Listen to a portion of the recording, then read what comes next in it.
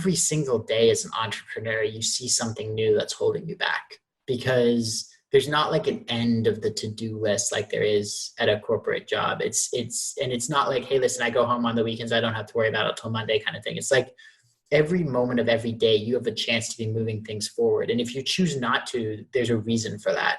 And every day that mirror of entrepreneurship helps you grow. Are you a solopreneur looking to 2 times your revenue to fund your lifestyle and give back? Well, this podcast is for you. We bring you inspirational guests sharing actionable tips to solve many of the struggles you face each and every day. And now over to your host, Paul Higgins. Hello to the Build, Live, Give podcast. If you're a first-time listener, welcome. And if you enjoy it, please subscribe. If you're a regular, thanks for your support. Love to get your feedback at paul@buildlivegive.com. It means the world to me when you do. Our guest today is someone who had burnout not once, but twice in their working career. And they realized they were just not passionate about what they were doing. After some life-changing events and some brilliant advice from a mentor, they realized their gifts laid in learning and teaching. They combine this with their own personal experiences to help others move from burnout to a career that inspires them. For many, this is running their own business. So why listen? 1, get practical tips to build a career you are passionate about. 2, how to get leads into your business, particularly at the start. And 3, how to increase online completion rates to get results for your clients. They have a book and it reveals all the secrets. You can find it at Amazon. Just search Soulfire Career. So now over to Sean Sessel from the Oculus Institute. Welcome, Sean Sessel, to the Build, Live, Give podcast. Great to have you on today, Sean. Great to be here, Paul. I'm excited. Excellent. Well, why don't we kick off with a little bit about something your family or friends would know about you that we wouldn't? Well, so my family and friends would probably tell you that I'm a little bit of a nerd, right? I mean, I was a guy when I was growing up, like superhero movies, stuff that I love, like video games, stuff like that. A lot of entrepreneurs out there, you put forth this image of yourself as this business person. It's all about the business, but it's important to, have things that make you happy and that you do outside of that as well. Excellent. And have you continued that on? So what sort of games are you playing these days? Well, so I'd say more like the superhero movies and stuff. I really like the Marvel movies, the DC movies. I go watch every one of those. It's something I make a point to go do because it's fun. It's relaxing, and it seems like the rest of culture has kind of like really come along with that recently. Yeah, I listened. I can't remember the podcast. If I can remember it, I'll put it in the show notes. But it was basically the story of, I think the founder died last year, didn't he, of Marvel? Was it last year? Stan Lee, yeah. Yeah, Stan Lee, yeah. Died. Yeah. I mean, it's amazing. That guy, he was working from nothing in like just like a little backroom thing. And he created this universe that has now inspired, literally billions of people. And like the top grossing movie ever. So yeah, it's pretty impressive. Yeah. And this podcast doesn't tell you who it is until the last sentence, right? So it sort of builds it up, all this mystery of who this person could be. And yeah, like you said, it was an amazing story, and you never thought at the start of it that it'd end the way that it did. So if I can find it, I'll put it in the show notes. I listen to too many podcasts, unfortunately. So for you, how did you get into helping others? And we'll talk more in detail about that soon, but how did you get into your own business?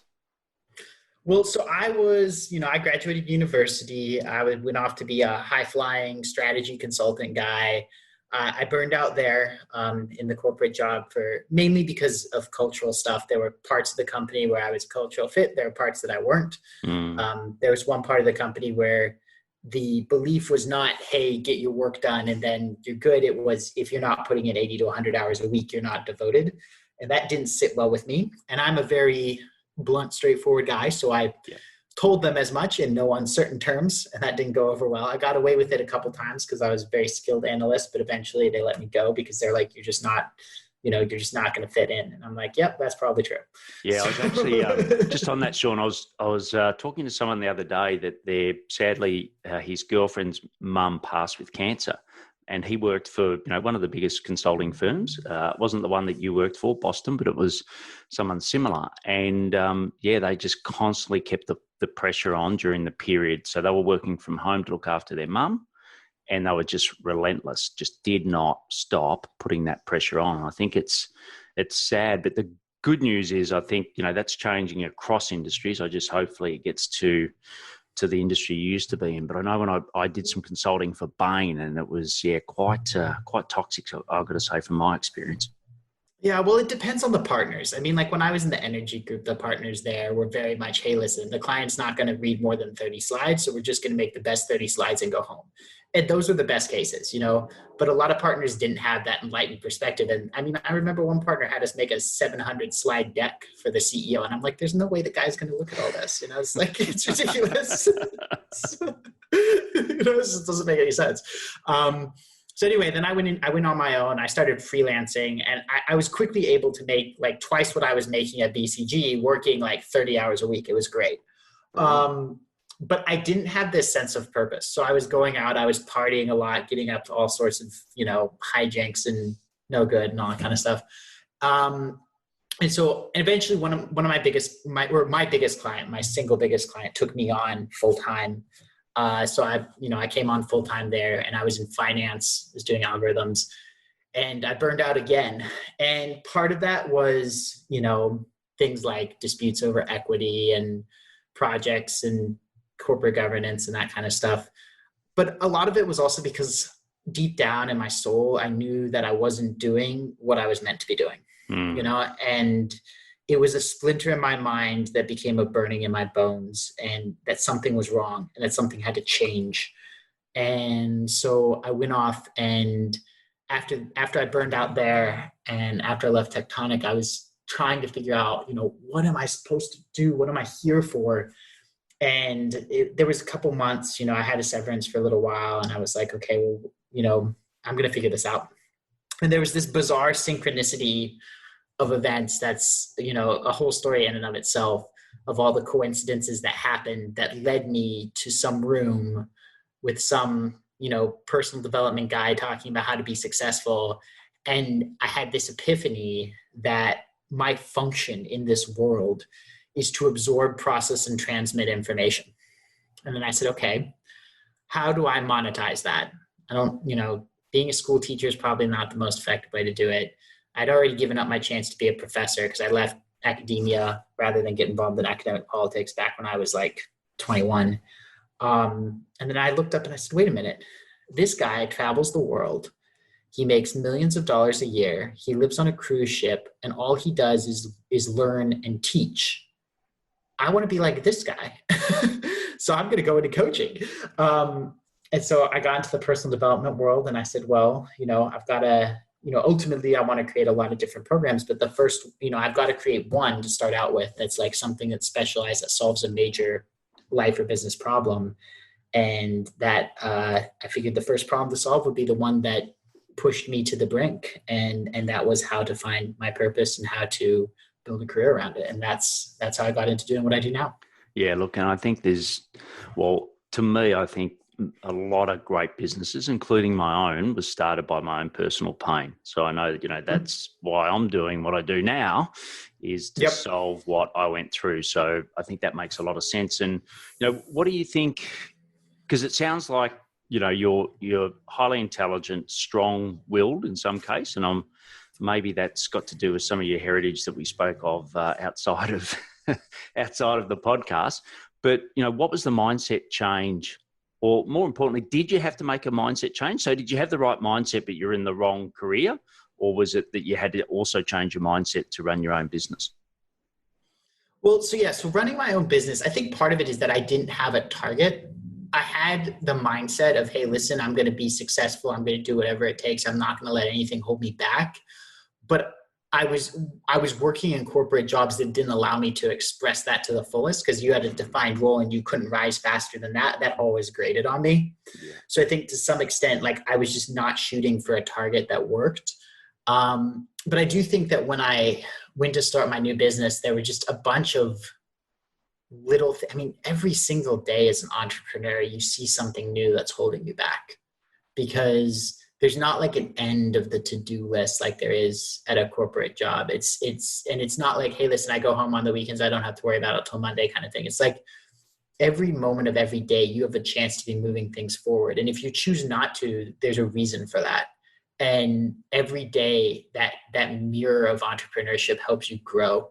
And I think that's one of the most enriching parts of the whole thing. I mean, honestly, most of my mindset challenges didn't come when I was starting the business. They came after I had been doing the business for 6 months, 9 months, a year, and I still wasn't where I wanted to be. And then I was judging myself for being a failure. And that was honestly the biggest mindset challenge that I faced. And obviously, I'm past that now, and, I'm doing pretty well, pretty successful, nice, healthy revenues, nice, healthy lifestyle. But getting to that point, I did have to walk through that fire, and that was the toughest part of it.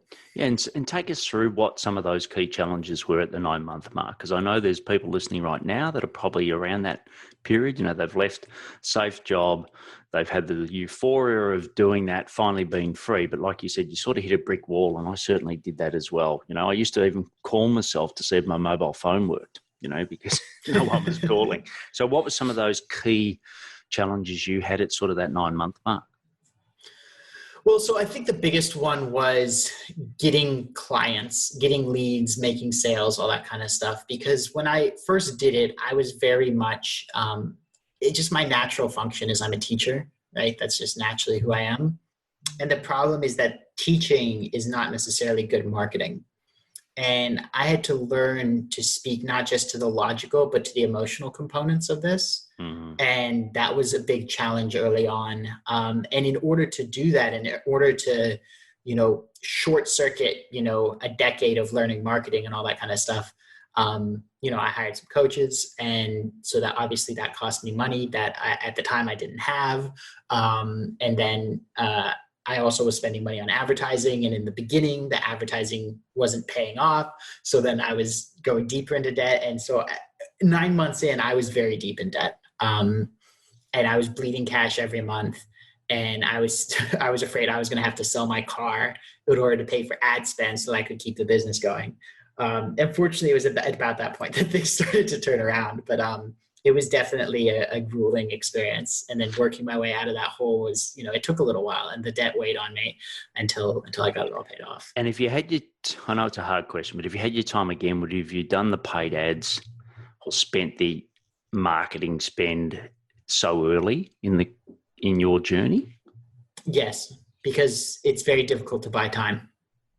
And even if I'm buying it at an ROI, even if the monetary ROI doesn't make sense, the lessons that I learned by going all in allowed me to get my business to where it is faster. And you've only got so many years on this planet. Great point. And what was in particular, what channels ended up working after that 9-month mark? What platforms, what paid started to work? Well, so the whole time, not the whole time, but starting from about, 5 months in, all of my advertising, or the vast majority of my advertising, I should say, was on Facebook. Mm-hmm. So, Facebook ad to a registration page, to a webinar, to, a call to explore whether or not it's a good fit. And then if it is, you go from there.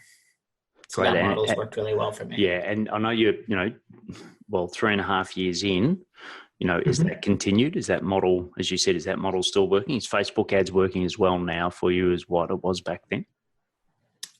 Yes and no. In terms of the cost per click and that front end, it's gotten more expensive.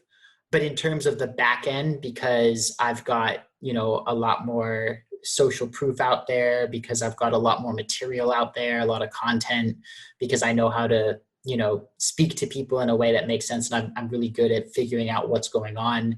The back end conversions have gone up, even as the front end costs have gone up. So net, I'm generating more revenue for the same or fewer advertising dollars than I used to. So it is still working, but it's kind of shifted from the front end always gets more expensive, and then the back end, and me as a business person and all the successful clients and you can go see all of that, has really helped drive up the back end conversion rates. Great. And do you do the ads yourself, or do you have someone do it on your behalf? No, I do it all myself. At some point I want to offload that, but right now I do it all myself.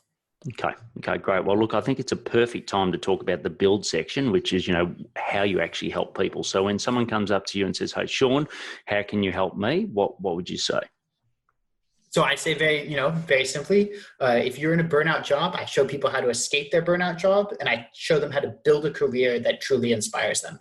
And that means getting clear on what that is. It means planning out how to get there, and it means executing on that plan, as well as all the internal stuff that, holds people back from doing so. Great. And what's your model in doing that? Is it online? Is it in person or hybrid? How do you deliver that value?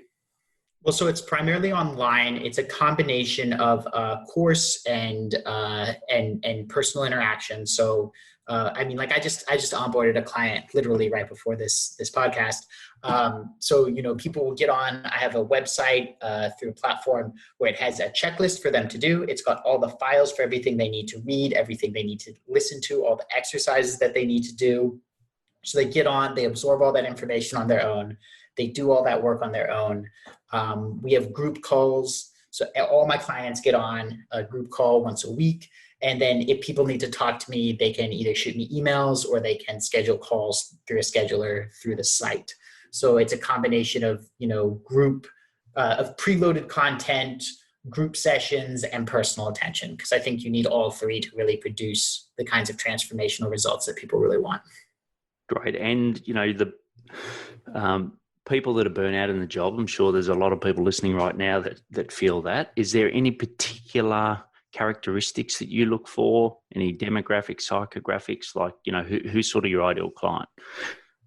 So I would say that there are two main types of ideal clients that I would say. One is somebody who is in a job, who has the courage to do what they know they need to do in terms of they know that they've got to leave, and is just looking for, what's the plan for how to do it? What do I want to do for my purpose? Where do I want to go? That kind of thing. That's a great client. The second is somebody who's already made the commitment to leave, but for whatever reason, they're struggling in actually implementing how to be a freelancer, how to be an entrepreneur, et cetera. Right. I think that, there are a lot of people who are in jobs that they know aren't making them happy, and they're looking for an easy way out, and those are not going to be great clients. So it's people talk about get rich quick schemes. Everybody has realized that get rich quick schemes are nonsense, right? If somebody says, "Hey, listen, if you invest $1,000, we're going to have $1 million next year," the red flags go up. Yeah. But the bastard child of the get rich quick scheme is what I call the get rich easy scheme, which is, oh yeah, you're only going to have to put in 5 or 10 hours a week, and then after a couple of years, you'll be a millionaire, right? And it's kind of the same thing. It's like that something for nothing mentality, and those are the kinds of people that I cannot work with, because what they're looking for is not something that I can provide, and frankly, I don't think anyone can. So the psychographic I'm looking for is someone who knows that, who's willing to do whatever it takes, who's willing to be committed and knows the value of making that change and is willing to do the work to get there. Yeah, I think that's great. And for me, there's, someone in the middle of, so that's the one extreme where they want it too quick. And then the other extreme is, no, I'll do it all myself. And, you talked about the value of money.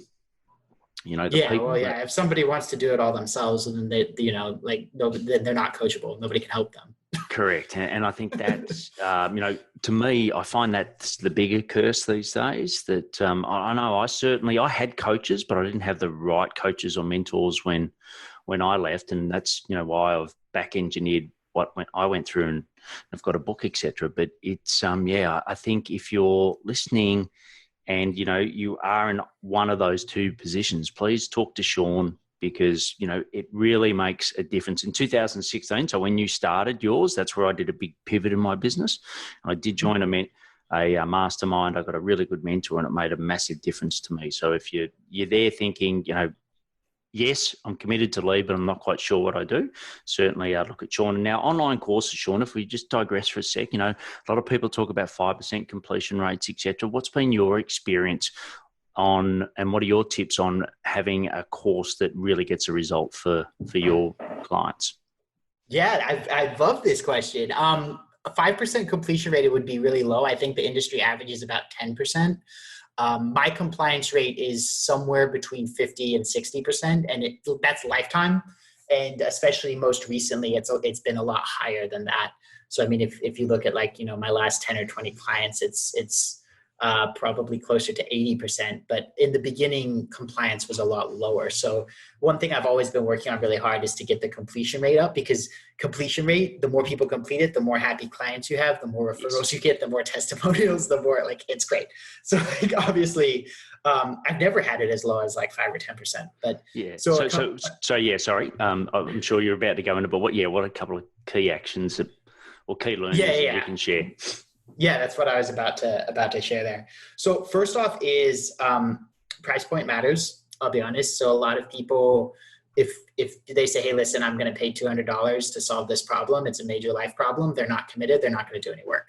Yeah. Right. So I very much would avoid any kind of low ticket coaching, which a lot of people try to do. I would steer clear of that, because that's going to create low completion rates.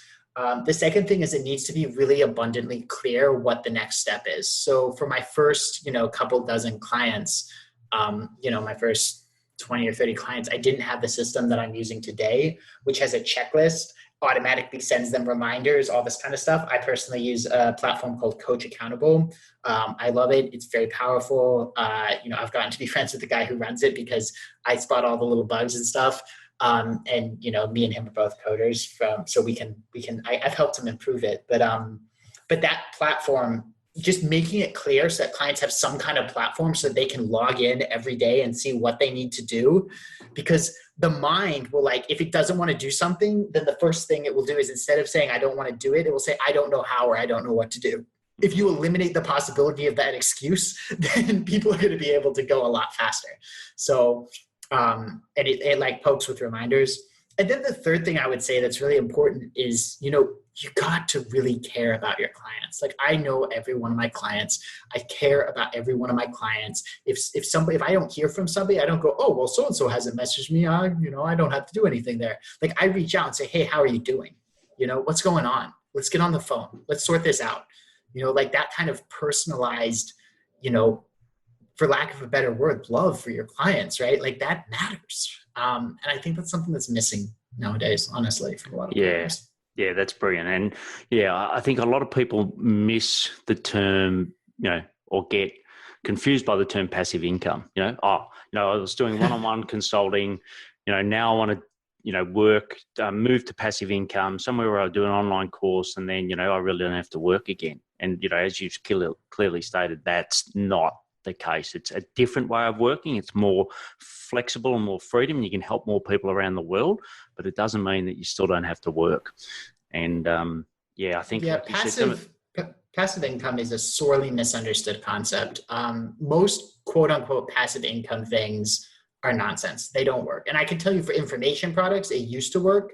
It doesn't work anymore because people realized, as you said, they weren't getting the results. So if people are going to invest anything substantial enough to cover your ad costs and profit, they're going to want personal attention. And frankly, they deserve it for that price point.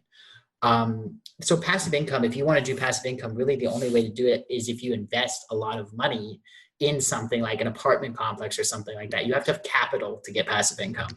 Yeah, spot on. And look, for me, the way that I do it is that, I help people, I get paid well to do that. And then a proportion of those funds go into my investments, which is my passive, like you said, real estate and other asset classes. So I think that's the way you do it.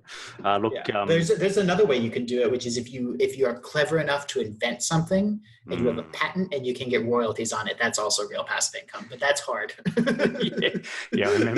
I remember a mentor back in 2015, I said, I don't know what to do. He said, can you invent anything? And I said, not really, other than misappropriate jokes. And he's like, well, sorry, you're going to have to take a career you don't love. The conversion of traffic, like you said, you sort of have got a nice funnel, which is a webinar masterclass. Does that go then into a sales call with you, or do people buy off the webinar? No. It goes into a call with me. I hesitate to call it a sales call because I don't actually invite most of the people who schedule that call, to be honest. Because what happens is people schedule the call, And for me, I call it a discovery session because it's about getting to the truth. So we'll get to the truth of what's really going on. And then sometimes they're a good fit and I can help them. Sometimes they're not a good fit. Sometimes for whatever reason, maybe they're not ready. Maybe they have a problem that's different from what I solved, in which case I'll refer them somewhere else. But whatever it is, like actually more than half the time, I don't invite somebody to become a client. More than half the time I say, hey, listen, these are the best next steps. Go check out these free resources. Go, read the $7 book. Go talk to this person because they're a better expert at this than me. Like I had somebody call up the other day and he was looking for help with social dynamics. He was an immigrant. He's looking for help with social dynamics and building rapport in America. And I was like, listen, man, I'm not the best person to help you with that. I happen to know the top social coach on the planet though. So let me connect you with his team, because like the goal is to steer people to what's really going to serve them. And I serve everybody to the best of my ability. And then enough people come through who are good fits to be clients and the money works itself out. Yeah, look, I totally agree. And I actually call it a qualification call. So I have a qualification call, then I'll have an investment call, and the exact same thing. And, one of the benefits of, I listen to about 2 hours of podcast at 2.5 times speed a day, that I've got an enormous network that then I can go and point people in that direction. And actually just after this call, I've got a call like that where someone's asked me about particular memberships that I've been in. And, I'm just going to objectively talk about each one, and I'll also include what I do there, and then they can make the choice. I'm not, to your point, I'm not trying to sell them. I'm just trying to work out what's going to get the best result for them. So completely aligned with that. And as far as who supports you today, are you in any masterminds, mentors? Who continues to support Sean today in his business ventures? Yeah, well, so if we're talking about coaches that I currently work with a guy named Adam Lyons. He's the social coach I mentioned. He's also gone into business. He's incredibly good at content marketing. So I already had an advertising funnel that was working, and I went to him to do content marketing and PR stuff to help, build out the stuff that I hadn't been working on previously. And so far my ROI on that investment is 5x. So I'm pretty happy. As far as getting the advertising up and running, I'm not in the mastermind anymore, but I used to be in a mastermind run by a guy named Russ Ruffino, who has a company called Clients on Demand. I was in his high-level Millionaire Alliance mastermind, and I'm still in touch, with some of the people from there. Especially one of the guys, Mark Von Musers, he and I became really good friends. And so I definitely have, I've utilized mentorship and coaches along the way, and it's allowed me to take, 10 or 20 years of doing it the hard way and compress it into a couple, because I was able to model what successful people were doing. So I'm a huge fan of coaching. Yeah. Look, I think it, and certainly what you do, where you learn and teach, I think that makes perfect sense. Well, before we go into the next section, which is the live section, I'd like to tell you a little bit about my book. I mentioned it previously. It's called Build, Live, Give. I go through the lessons I learned from leaving Coca-Cola to run my own business, how I scaled and kept it going whilst going through a transplant. And actually the day of recording, yesterday was my 12-month anniversary of the transplant. So a big shout out to Brendan, my best mate now. Actually, he always was my best mate for donating. And if you're not on the donor list, please go and put yourself on the donor list. It's so important. So I give you my 5 growth drivers, which I've used to help 257 coaches, consultants to build, live, give. Just go to buildlivegive.com/book to get your copy today. And there'll also be a link in the show notes. So the next section's the live section, Sean. So tell us about some of your daily habits that help you to be successful.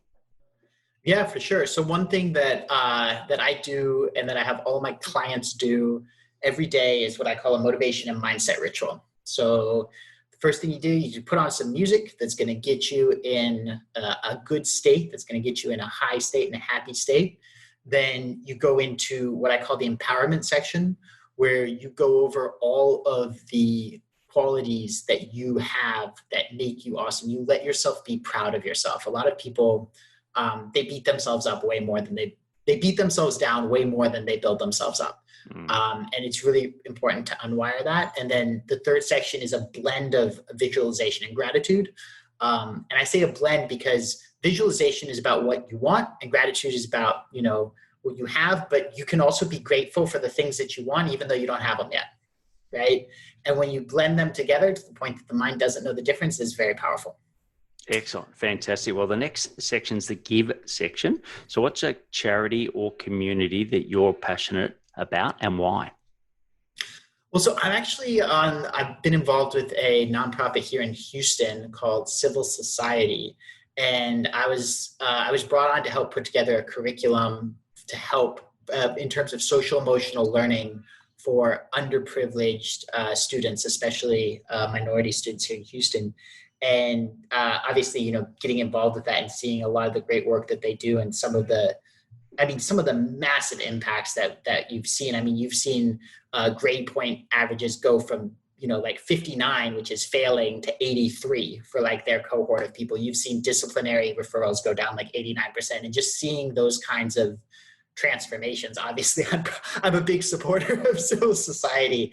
I really believe in that giving people opportunity and giving them the chance to really climb the ladder. If you give them that chance, they will, most of them. And so that's not just a financial thing. A lot of it's because our most valuable tools, especially when we're young, is not our financial resources. It's our psychological resources. And if you give people the tools to understand themselves, to deal with their emotions, to figure out what they want in life and to go get it. And you teach them the knowledge of, how to do resumes, how to communicate with people, all these other kinds of things. And you give them that, then man, that makes a big difference. So I'm really passionate about that particular organization. Yeah. And it's interesting. I listen to a lot of American-based podcasts. So The Daily by the New York Times, et cetera, and there's a lot of and I don't want to go into a political discussion here, listeners, but Bernie Sanders talked about Fidel Castro and about one of the great gifts he gave his population was the gift of education, and there was another person that in the world's view, I think it was in South America, he recently passed away, and the same thing, he made sure that every child got a computer and it was a country that was quite poor. I don't know if it was Uruguay. I think it might have been Uruguay actually. And just the transformation that made. And then they had people on talking about what they'd become because of that. So yeah, I'm a huge believer, and that sounds like a fantastic cause, and I'll put all the links to that in the show notes. So the last section is the action section. I'll ask you some quick questions and give some rapid responses. So the first one is, what are your top 3 personal effectiveness tips? So number 1 is you are the source of all the good that you do, and you have to take care of the source. So you cannot work yourself to the bone. I've tried. It does not work. Mm-hmm. Number 2 is do the hardest thing first. Do it in the morning. Don't put it off or it won't get done. And then number 3 is you've got to be open for help. One of the best pieces of advice that I ever received was actually from the guy, Mark Von Musser, I mentioned earlier. He said, Sean, the walls that you've built to keep out the people who've hurt you in the past are also keeping you from the people who can truly help you. So bring the walls down, open up the trust, and and let people help you. Because if you're doing really great stuff, then they will. Yeah, that's a brilliant saying. I might pinch that one if that's okay with you. I'm sure Mark won't mind. Yeah, cool. What tech could you not live without to run your business? Oh, there's so much tech. I'm like right now I'm a solo operation, and for me to do the kind of business I do, the reason is because I have computers on my employees, right? So the CoachAccountable platform that I mentioned earlier for my clients, super powerful. I use a service called Stealth Seminar to host my webinars. Also, automated webinars. It's great. I don't have to keep doing it. I have a thing called ScheduleOnce for call booking, which is crucial. Ontraport, my CRM, with automated email drips, Google Calendars just to keep track of everything. I mean, I'm super tech reliant. I can function without it and be perfectly happy, but if I want to be productive, it's time to turn on the tech. Yeah. Look, you're a man after my own heart. I actually just recently sold a tech consulting business, so I think we might talk a bit more when we finish up this episode. So the next question is, what's the best source of new ideas to improve you and your business and obviously help the clients that you serve? Honestly, man, this is something where ideas just come to me. I've got a knack for inspiration on this, and so I just read a lot. Like I read a lot, very often, a book a week, sometimes as many as 3 books a week, and all that knowledge just kind of sinks in, and then my subconscious process it, and then it just comes out. And I don't know where it came from necessarily, but as long as I keep feeding it with books, then new stuff starts coming out randomly. So. Well, it sounds like a wonderful gift you've got. Yeah, that's brilliant. And look, the last question's, the big question. So I've actually left the hardest to last rather than being the first thing we did in the interview. But, what impact do you want to leave on the world? So this is going to be a giant goal, but I always believe in being ambitious. In order to help people find their purpose in their career, I created a spiritual technology that I call psychohacking, which is a series of text and audio and exercises especially. And that particular spiritual technology is at the core of what I do now. And it's also going to be at the core of every other program I create, because no matter what you're doing, it's going to make you more effective at doing it. And that is a process that by the end of my life, I want 1 million people to go through that process.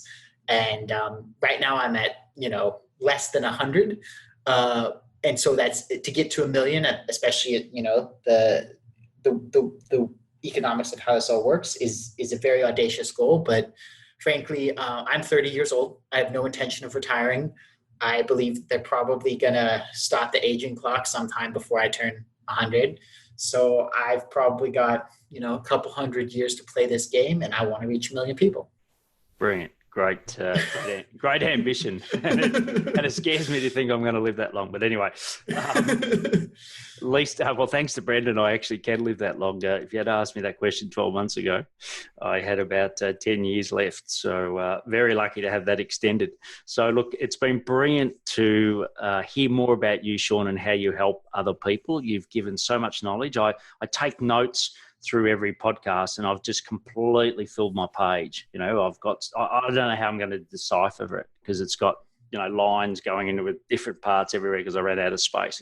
But you gave us so much value, and I know you want to continue to give more value. So you've got a great book out there, so you can get it in 2 different places. You can get it at oculusinstitute.com/Soulfire, or you can also search Soulfire Career on Amazon. And obviously I'll put that and everything else that Sean's mentioned in the show notes. But Sean, an absolute pleasure to have you on, and I really wish you every success in hitting that 1 million people. Thanks, man. So happy to be here. Thanks for having me. Cheers. Bye. I really enjoyed that interview with Sean. He just gave so much value. I took so many notes, and I'll put all those notes in the show notes, so you can just find them at buildlivegive.com. If you believe someone would benefit from the show, please share it. For Sean, he would love to get your feedback, and he'd really appreciate that. Just hit him up on LinkedIn. His profile will be in the show notes. You can get the Build Live Give book at buildlivegive.com/book. If you have it and like it, love to get a review. All the links will be in the show notes. So please take action to build your business and lifestyle. Thank you for listening to the Build, Live, Give podcast. If you like what you heard, please subscribe and leave us a review. It would mean the world to us.